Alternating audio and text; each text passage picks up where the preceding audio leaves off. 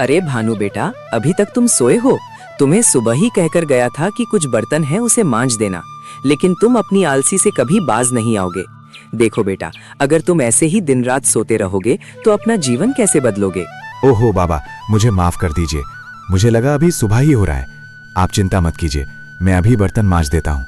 आप खाना खाकर जमींदार के खेतों में काम करने चले जाइए, वरना वो खामोखा गुस्सा करने लगेंगे। भानु बेटा, अब मैंने जमींदार को साफ मना कर दिया है कि अब मैं उनके खेतों में काम करने नहीं जाऊंगा। देखो बेटा, अगर मेरा शरीर जवाब ना दिया होता तो मैं कभी तुम्हें काम करने को ना बोलता, लेकिन अब मेरी हड्डियों में उतनी जान नहीं बची कि खेत में काम करके घर का गुजारा चला सकूं। अब जो करना है तुम्हें ही करना है। ये क्या पिताजी, आप साफ साफ ये बोलिए ना कि आपको आलसी बेटा पसंद नहीं। झूठ बात क्यों बोल रहे हैं कि आपकी हड्डियों में जान नहीं? अच्छा, तो तुम्हें मेरी बात झूठ लग रही? अरे नालायक, अभी तुम घर में रहते हो तो क्या पता, गांव में निकलकर देखो कितना ताना सुनने को मिलता है। सभी लोग कहते हैं कि निकम्मा बेटा पाल कर रखा है, लेकिन तुम्हें क्या, बस आराम से सोए रहते हो। और हाँ, जब मर जाऊंगा तब तुम्हें पता चलेगा कि मैं झूठ बोल रहा था या सच। भानु गुस्सा होकर घर से बाहर निकल जाता है और जंगल में बैठ जाता है। पता नहीं ये गांव वाले अपने आप को क्या समझते, उन्हें क्या जरूरत थी मेरे पिता को बहकाने की। अगर मैं थोड़ा आराम कर लेता हूँ तो उनको क्या हो जाता है। लेकिन कोई बात नहीं, मैं भी एक दिन ऐसा काम करूंगा कि सारे गांव वाले मेरी तारीफ करने से पीछे नहीं हटेंगे। लेकिन अभी मुझे थकावट महसूस हो रही है, थोड़ा आराम कर लेता हूँ। भानु सो जाता है, तभी एक बाबा वहाँ से गुजरते हैं। अरे क्या मूर्ख इंसान है, तुम्हें कोई काम नहीं है क्या? देखने में नौजवान और हट्टे कट्टे लग रहे हो, लेकिन काम आलसियों वाला कर रहे हो। अरे बाबा, आपको क्या दिक्कत है? एक तो घर पर पिताजी सोने नहीं देते, और जब जंगल में आकर एक सुकून का सांस ले रहा हूँ उसमें भी आप अड़चन डाल रहे हैं। देखो बेटा, मैं तुम्हारा कोई दुश्मन नहीं हूँ। तुम गलत राह पर चल रहे हो, इसलिए तुम्हें खबरदार करने आया हूँ। तुम्हें शायद मालूम नहीं कि तुम पर कितना बड़ा मुसीबत आने वाला है। अगर समय रहते समझ गए तो ठीक, नहीं तो मुसीबत का सामना करने के लिए तैयार रहना। अरे जाओ जाओ बाबा, मैं अपनी हालत खुद सुधार लूंगा। सभी गांव के लोग मुझे ही गलत ठहरा रहे हैं, कोई मेरा साथ नहीं दे रहा, और अब आप भी मुझे डराने लगे। अच्छा ठीक है बेटा, मैं जाता हूँ, लेकिन जाते जाते इतना जरूर कहूंगा कि तुम्हारे सर पर मुसीबत का पहाड़ खड़ा है, उसे गिरते टाइम नहीं लगेगा। भानु बेटा, आज भी तुम्हें काम नहीं मिला और खाली हाथ घर वापस आ गए। हे भगवान, ये लड़का मुझे चैन से मरने भी नहीं देगा। अरे नहीं पिताजी, आप ऐसा क्यों बोलते हैं? मैं काम की तलाश में निकला तो था, लेकिन सेठ जी ऐसा ऐसा काम दे रहे हैं जो मुझसे कतई नहीं होगा। लेकिन आप चिंता मत कीजिए, मैं कोई ना कोई काम जरूर ढूंढ लूंगा, बस आप मरने की बात मत करना। पिता की तबीयत बहुत खराब हो जाती है। भानु उन्हें डॉक्टर के पास ले जाता है। नहीं पिताजी, आप मुझे छोड़कर नहीं जा सकते। मैं अभी आपको हॉस्पिटल ले चलता हूँ। मुझे उम्मीद है आप ठीक हो जाएंगे। देखो भानु, मैंने अभी उनका इलाज तो कर दिया है, लेकिन जल्द से जल्द ऑपरेशन नहीं किया तो उनको बचाना मुश्किल हो जाएगा। लेकिन डॉक्टर साहब, ऑपरेशन में तो पैसे लगेंगे। हाँ भानु, पैसे तो लगेंगे, लेकिन तुम्हारे पास ज्यादा समय नहीं है। जितनी जल्दी तुम 40,000 रुपए जमा करोगे, उतनी जल्दी तुम्हारे पिता का बचना आसान होगा। अगर लेट हुआ तो शायद बचाना भी मुश्किल हो जाएगा, इसलिए तुम अभी से ही इंतजाम करना शुरू कर दो। नहीं नहीं डॉक्टर साहब, मेरे पिता को कुछ नहीं होना चाहिए। मैं तुरंत पैसे का इंतजाम करता हूँ, बस आप उन्हें बचा लीजिए। ठीक है भानु, मैं अभी इनको कुछ दवाइयाँ दे देता हूँ। इन दवाइयों से ये कुछ दिन आराम से रहेंगे, तब तक तुम पैसों का इंतजाम कर लेना। अब ले जाओ इनको घर। अब भगवान, अब पैसे कहाँ से आएंगे? पिताजी ठीक कहते थे कि बेटा मेहनत करो, आलसी करने से कुछ नहीं होगा। अगर पिताजी को कुछ भी हुआ तो इसका जिम्मेदार सिर्फ और सिर्फ मैं ही होऊंगा। सुबह होते ही सेठ जी से पैसे उधार पर ले लूंगा और पिताजी का इलाज शुरू करा दूंगा, नहीं तो बीमारी बढ़ जाएगी। अरे भानु, तुम मेरे यहाँ? अब क्या हुआ? जब से तुम्हारा पिता मेरे यहाँ काम छोड़ा है तब से सारा काम रुका हुआ है, लेकिन तुम उदास लग रहे हो। क्या हुआ? सब ठीक तो है ना? नहीं सेठ जी, कुछ ठीक नहीं है। मेरे पिताजी का तबीयत बहुत जोर की खराब है और डॉक्टर साहब 40,000 रुपए का मांग किए हैं, लेकिन हम गरीब आदमी इतने कम समय में इतना ज्यादा पैसा कहाँ से लाएंगे? आप तो एक जमींदार हैं और मेरे पिता आपके यहाँ काफी सालों से काम किए हैं। आप उनकी मदद कर दीजिए सेठ जी, अब उनकी जान आपके हाथों में है। क्या 40,000? अरे भानु, लगता है तुम्हारा दिमाग खराब हो गया है। अब तुम्हारा बाप बूढ़ा हो चुका है और जो घोड़ा लंगड़ा हो जाए उस पर कभी पैसा नहीं लगाना चाहिए। अब तुम्हारे पिता से मुझे कोई उम्मीद भी नहीं। जैसे उसने मेरे काम को लात मारा, वैसे मैं भी तुम्हारे फरियाद को लात मारता हूँ। चलो जाओ यहाँ से। 40,000 तो क्या 40 रुपए भी देना पसंद नहीं करूँगा। भगवान मुझे माफ कीजिए, आज मेरी आलस की वजह से कोई काम देने को तैयार नहीं हो रहा है, और आपको तो पता ही है कि बिना काम मिले पैसे का इंतजाम कैसे होगा। आप मेरी मदद करें भगवान, मुझे मेरी गलती का पछतावा हो गया है। आज से मैं आलस नहीं करूँगा। क्या हुआ बेटा, मुसीबत आई तो खून के आंसू रोने लगे। मैंने तुम्हें पहले ही आगाह कर दिया था कि तुम्हारा आलस तुम्हें एक दिन ले डूबेगा, लेकिन तुमने मेरी बात को मजाक लिया और देखो आज तुम्हारी हालत बद से बदतर हो गई। मुझे माफ कर दीजिए बाबा, मैंने आपकी बात को हल्के में लिया, लेकिन बाबा आज मुझ पर बहुत बड़ी संकट आई है। पिताजी का तबीयत काफी सीरियस है। डॉक्टर 40,000 रुपए का मांग किए हैं और मुझे गांव में कोई मदद नहीं कर रहा। अब आप ही कोई रास्ता दिखाइए बाबा, नहीं तो पिताजी मुझे छोड़कर चले जाएंगे। एक तो बचपन में ही माँ चली गई, लेकिन अब पिताजी चले गए तो मैं अनाथ हो जाऊंगा। ठीक है बेटा, तुम्हें अपनी गलती का पछतावा है, ये सुनकर अच्छा लगा। ये लो बेटा, ये मेरी सख्ती से जलाया हुआ राख है। इसे तुम अपने जुबान से चूम लो और जंगल में ही लकड़ी काटना शुरू कर दो। ये राख तुम्हें थकने नहीं देगा और तुम्हारे अंदर दानव वाली शक्ति आ जाएगी। भानु लकड़ी काटकर बेचता है और घर लौटता है। अरे वाह भगवान, आपने तो गजब कर दिया। इतना जल्दी मुझे 6,000 रुपए का मुनाफा हो गया। अगर ऐसे ही लकड़ी काटता रहा तो कुछ ही दिनों में 40,000 रुपए जमा हो जाएंगे। हे बाबा, आपकी राख में तो सच में जादू है। आपका बहुत बहुत धन्यवाद। भानु को 4,000 रुपए की और जरूरत होती है। भानु को सख्त 4,000 रुपए का जरूरत है। अगर मैं इसी का फायदा उठाऊं तो मेरा काम कम पैसों में निपट जाएगा। अरे वाह रे जमींदार, तुम्हारे जैसा तेज बुद्धि का तो कोई सेठ है ही नहीं। ठीक है भानु, मैं तुम्हें 4,000 नहीं बल्कि पूरे 5,000 रुपए देता हूँ। लेकिन हाँ, तुम्हें मेरा एक काम करना होगा। तुम्हें मेरा 10 कट्ठे का खेत जोतना होगा। बोलो, क्या तुम ये काम करोगे? ठीक है मालिक, अगर आपका ये काम करने से मेरे पिताजी का इलाज हो सकता है और वो बच सकते हैं, तो मैं ये काम पूरी मेहनत और लगन से करूंगा। एक दो शिकायत का मौका नहीं दूंगा। सेठ जी, आपके कहे अनुसार खेत की जुताई खत्म हो गई। अब आप अपना वादा पूरा करें, मुझे मेरे पैसे दे दें ताकि कल अपने पिताजी का इलाज शुरू करा सकें। वाह भानु वाह, एक दिन था जब तुम अपना आलस छोड़ना नहीं चाहते थे और आज देखो तुम पर मुसीबत आई तो कैसे अपने आप आलस छूट गई।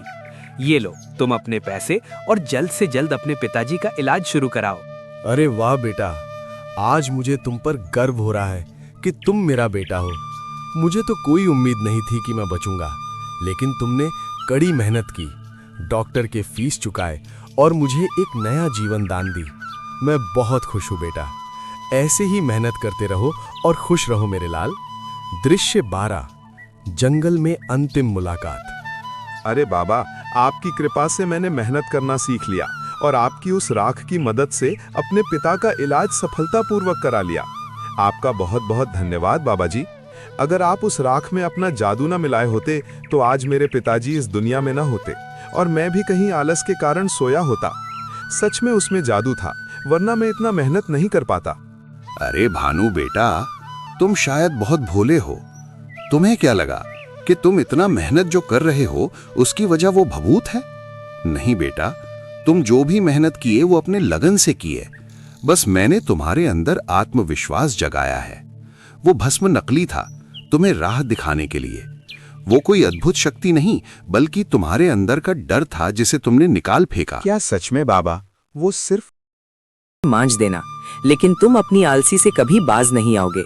देखो बेटा, अगर तुम ऐसे ही दिन रात सोते रहोगे तो अपना जीवन कैसे बदलोगे? ओहो बाबा, मुझे माफ कर दीजिए। मुझे लगा अभी सुबह ही हो रहा है। आप चिंता मत कीजिए, मैं अभी बर्तन मांज देता हूँ। आप खाना खाकर जमींदार के खेतों में काम करने चले जाइए, वरना वो खामोखा गुस्सा करने लगेंगे। भानु बेटा, अब मैंने जमींदार को साफ मना कर दिया है कि अब मैं उनके खेतों में काम करने नहीं जाऊंगा। देखो बेटा, अगर मेरा शरीर जवाब ना दिया होता तो मैं कभी तुम्हें काम करने को ना बोलता, लेकिन अब मेरी हड्डियों में उतनी जान नहीं बची कि खेत में काम करके घर का गुजारा चला सकूं। अब जो करना है तुम्हें ही करना है। ये क्या पिताजी, आप साफ साफ ये बोलिए ना कि आपको आलसी बेटा पसंद नहीं। झूठ बात क्यों बोल रहे हैं कि आपकी हड्डियों में जान नहीं? अच्छा तो तुम्हें मेरी बात झूठ लग रही? अरे नालायक, अभी तुम घर में रहते हो तो क्या पता, गांव में निकल कर देखो कितना ताना सुनने को मिलता है। सभी लोग कहते हैं कि निकम्मा बेटा पाल कर रखा है, लेकिन तुम्हें क्या, बस आराम से सोए रहते हो। और हाँ, जब मर जाऊंगा तब तुम्हें पता चलेगा कि मैं झूठ बोल रहा था या सच। भानु गुस्सा होकर घर से बाहर निकल जाता है और जंगल में बैठ जाता है।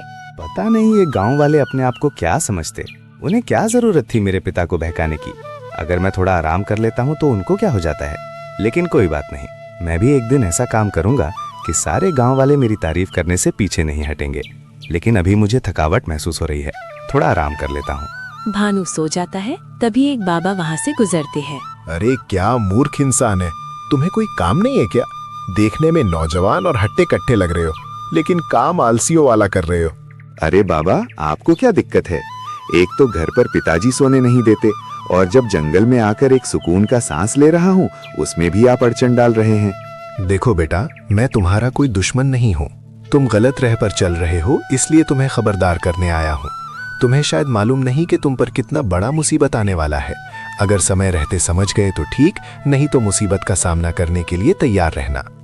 अरे जाओ जाओ बाबा, मैं अपनी हालत खुद सुधार लूंगा।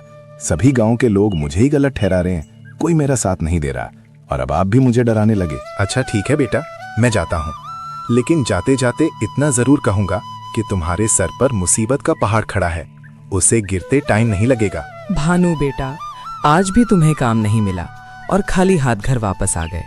हे भगवान, ये लड़का मुझे चैन से मरने भी नहीं देगा। अरे नहीं पिताजी, आप ऐसा क्यों बोलते हैं? मैं काम की तलाश में निकला तो था, लेकिन सेठ जी ऐसा ऐसा काम दे रहे हैं जो मुझसे कतई नहीं होगा। लेकिन आप चिंता मत कीजिए, मैं कोई ना कोई काम जरूर ढूंढ लूंगा, बस आप मरने की बात मत करना। पिता की तबीयत बहुत खराब हो जाती है। भानु उन्हें डॉक्टर के पास ले जाता है। नहीं पिताजी, आप मुझे छोड़कर नहीं जा सकते। मैं अभी आपको हॉस्पिटल ले चलता हूँ। मुझे उम्मीद है आप ठीक हो जाएंगे। देखो भानु, मैंने अभी उनका इलाज तो कर दिया है, लेकिन जल्द से जल्द ऑपरेशन नहीं किया तो उनको बचाना मुश्किल हो जाएगा। लेकिन डॉक्टर साहब, ऑपरेशन में तो पैसे लगेंगे। हाँ भानु, पैसे तो लगेंगे, लेकिन तुम्हारे पास ज्यादा समय नहीं है। जितनी जल्दी तुम 40,000 रुपए जमा करोगे, उतनी जल्दी तुम्हारे पिता का बचना आसान होगा। अगर लेट हुआ तो शायद बचाना भी मुश्किल हो जाएगा, इसलिए तुम अभी से ही इंतजाम करना शुरू कर दो। नहीं नहीं डॉक्टर साहब, मेरे पिता को कुछ नहीं होना चाहिए। मैं तुरंत पैसे का इंतजाम करता हूँ, बस आप उन्हें बचा लीजिए। ठीक है भानु, मैं अभी इनको कुछ दवाइयाँ दे देता हूँ। इन दवाइयों से ये कुछ दिन आराम से रहेंगे, तब तक तुम पैसों का इंतजाम कर लेना। अब ले जाओ इनको घर। अब भगवान, अब पैसे कहाँ से आएंगे? पिताजी ठीक कहते थे कि बेटा मेहनत करो, आलसी करने से कुछ नहीं होगा। अगर पिताजी को कुछ भी हुआ तो इसका जिम्मेदार सिर्फ और सिर्फ मैं ही होऊंगा। सुबह होते ही सेठ जी से पैसे उधार पर ले लूंगा और पिताजी का इलाज शुरू करा दूंगा, नहीं तो बीमारी बढ़ जाएगी। अरे भानु, तुम मेरे यहाँ? अब क्या हुआ? जब से तुम्हारा पिता मेरे यहाँ काम छोड़ा है तब से सारा काम रुका हुआ है, लेकिन तुम उदास लग रहे हो। क्या हुआ? सब ठीक तो है ना? नहीं सेठ जी, कुछ ठीक नहीं है। मेरे पिताजी का तबीयत बहुत जोर की खराब है और डॉक्टर साहब 40,000 रुपए का मांग किए हैं, लेकिन हम गरीब आदमी इतने कम समय में इतना ज्यादा पैसा कहाँ से लाएंगे? आप तो एक जमींदार हैं और मेरे पिता आपके यहाँ काफी सालों से काम किए हैं। आप उनकी मदद कर दीजिए सेठ जी, अब उनकी जान आपके हाथों में है। क्या 40,000? अरे भानु, लगता है तुम्हारा दिमाग खराब हो गया है। अब तुम्हारा बाप बूढ़ा हो चुका है और जो घोड़ा लंगड़ा हो जाए उस पर कभी पैसा नहीं लगाना चाहिए। अब तुम्हारे पिता से मुझे कोई उम्मीद भी नहीं। जैसे उसने मेरे काम को लात मारा, वैसे मैं भी तुम्हारे फरियाद को लात मारता हूँ। चलो जाओ यहाँ से। 40,000 तो क्या, 40 रुपए भी देना पसंद नहीं करूंगा। भगवान, मुझे माफ कीजिए, आज मेरी आलस की वजह से कोई काम देने को तैयार नहीं हो रहा है, और आपको तो पता ही है कि बिना काम मिले पैसे का इंतजाम कैसे होगा। आप मेरी मदद करें भगवान, मुझे मेरी गलती का पछतावा हो गया है। आज से मैं आलस नहीं करूंगा। क्या हुआ बेटा? मुसीबत आई तो खून के आंसू रोने लगे। मैंने तुम्हें पहले ही आगाह कर दिया था कि तुम्हारा आलस तुम्हें एक दिन ले डूबेगा, लेकिन तुमने मेरी बात को मजाक लिया और देखो आज तुम्हारी हालत बद से बदतर हो गई। मुझे माफ कर दीजिए बाबा, मैंने आपकी बात को हल्के में लिया, लेकिन बाबा आज मुझ पर बहुत बड़ी संकट आई है। पिताजी का तबीयत काफी सीरियस है। डॉक्टर 40,000 रुपए का मांग किए हैं और मुझे गांव में कोई मदद नहीं कर रहा। अब आप ही कोई रास्ता दिखाइए बाबा, नहीं तो पिताजी मुझे छोड़कर चले जाएंगे। एक तो बचपन में ही माँ चली गई, लेकिन अब पिताजी चले गए तो मैं अनाथ हो जाऊंगा। ठीक है बेटा, तुम्हें अपनी गलती का पछतावा है, ये सुनकर अच्छा लगा। ये लो बेटा, ये मेरी सख्ती से जलाया हुआ राख है। इसे तुम अपने जुबान से चूम लो और जंगल में ही लकड़ी काटना शुरू कर दो। ये राख तुम्हें थकने नहीं देगा और तुम्हारे अंदर दानव वाली शक्ति आ जाएगी। भानु लकड़ी काटकर बेचता है और घर लौटता है। अरे वाह भगवान, आपने तो गजब कर दिया। इतना जल्दी मुझे 6,000 रुपए का मुनाफा हो गया। अगर ऐसे ही लकड़ी काटता रहा तो कुछ ही दिनों में 40,000 रुपए जमा हो जाएंगे। हे बाबा, आपकी राख में तो सच में जादू है। आपका बहुत बहुत धन्यवाद। भानु को 4,000 रुपए की और जरूरत होती है। भानु को सख्त 4,000 रुपए का जरूरत है। अगर मैं इसी का फायदा उठाऊं तो मेरा काम कम पैसों में निपट जाएगा। अरे वाह रे जमींदार, तुम्हारे जैसा तेज बुद्धि का तो कोई सेठ है ही नहीं। ठीक है भानु, मैं तुम्हें 4,000 नहीं बल्कि पूरे 5,000 रुपए देता हूँ। लेकिन हाँ, तुम्हें मेरा एक काम करना होगा। तुम्हें मेरा 10 कट्ठे का खेत जोतना होगा। बोलो, क्या तुम ये काम करोगे? ठीक है मालिक, अगर आपका ये काम करने से मेरे पिताजी का इलाज हो सकता है और वो बच सकते हैं, तो मैं ये काम पूरी मेहनत और लगन से करूंगा। एक भी शिकायत का मौका नहीं दूंगा। सेठ जी, आपके कहे अनुसार खेत की जुताई खत्म हो गई। अब आप अपना वादा पूरा करें, मुझे मेरे पैसे दे दें ताकि कल अपने पिताजी का इलाज शुरू करा सकें। वाह भानु वाह, एक दिन था जब तुम अपना आलस छोड़ना नहीं चाहते थे और आज देखो तुम पर मुसीबत आई तो कैसे अपने आप आलस छूट गई। ये लो तुम अपने पैसे और जल्द से जल्द अपने पिताजी का इलाज शुरू कराओ। अरे वाह बेटा, आज मुझे तुम पर गर्व हो रहा है कि तुम मेरा बेटा हो। मुझे तो कोई उम्मीद नहीं थी कि मैं बचूंगा, लेकिन तुमने कड़ी मेहनत की, डॉक्टर के फीस चुकाए और मुझे एक नया जीवन दान दी। मैं बहुत खुश हूं बेटा। ऐसे ही मेहनत करते रहो और खुश रहो मेरे लाल। दृश्य 12, जंगल में अंतिम मुलाकात। अरे बाबा, आपकी कृपा से मैंने मेहनत करना सीख लिया और आपकी उस राख की मदद से अपने पिता का इलाज सफलतापूर्वक करा लिया। आपका बहुत बहुत धन्यवाद बाबा जी। अगर आप उस राख में अपना जादू न मिलाए होते तो आज मेरे पिताजी इस दुनिया में न होते और मैं भी कहीं आलस के कारण सोया होता। सच में उसमें जादू था, वरना मैं इतना मेहनत नहीं कर पाता। अरे भानु बेटा, तुम शायद बहुत भोले हो। तुम्हें क्या लगा कि तुम इतना मेहनत जो कर रहे हो उसकी वजह वो भभूत है? नहीं बेटा, तुम जो भी मेहनत किए वो अपने लगन से किए। बस मैंने तुम्हारे अंदर आत्मविश्वास जगाया है। वो भस्म नकली था, तुम्हें राह दिखाने के लिए। वो कोई अद्भुत शक्ति नहीं, बल्कि तुम्हारे अंदर का डर था जिसे तुमने निकाल फेंका। क्या सच में बाबा, वो सिर्फ